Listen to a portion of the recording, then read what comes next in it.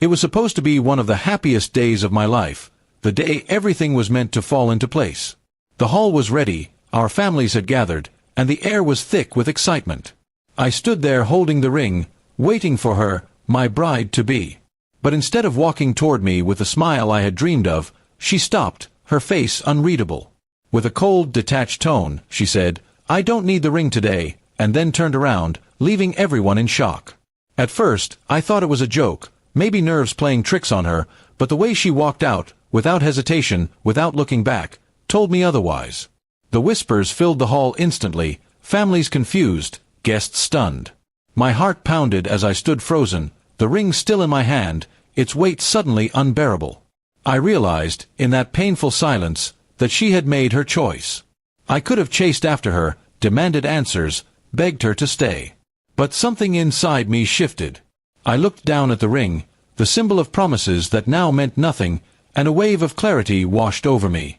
Slowly, deliberately, I loosened my grip and let it fall.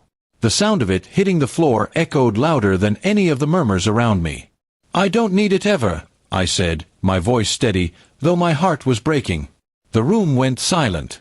My family's eyes were on me, expecting me to collapse, but instead I stood tall.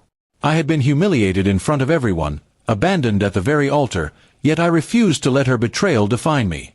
She had left me, yes, but I would not let myself beg for someone who saw so little value in what we had built together. The drive home that night was long and heavy. I replayed every memory with her, our first date, late-night talks, the way she once held my hand like she'd never let go. All of it felt like lies now, shattered illusions I had clung to for years. I realized she had been slipping away long before this day, and I was too blinded by love to see it. In the days that followed, people asked what happened, some with pity, others with gossip. I kept my answers short. She left. That's all. I refused to let them see me as broken. Deep down, yes, the pain was unbearable, but I also knew this was the beginning of something new. Sometimes endings are disguised as cruel blessings. She never called, never explained. A part of me wanted closure, but a larger part of me didn't care anymore. I didn't need her explanations. I didn't need her ring. And I certainly didn't need her love if it was so easy for her to throw it away. That moment when the ring hit the floor had already closed the chapter for me. Weeks passed, and I started focusing on myself. I threw myself into work, into rebuilding the parts of me I had lost while loving her. Friends reached out, family supported me, and slowly I learned to smile again. Every day I reminded myself, the ring didn't define me, her leaving didn't ruin me, and my worth was never tied to her acceptance. One evening, I bumped into her by accident.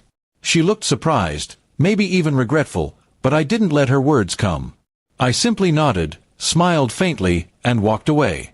In her eyes, I saw the questions she wanted to ask, the explanations she might have prepared, but I no longer cared. That was her burden to carry, not mine.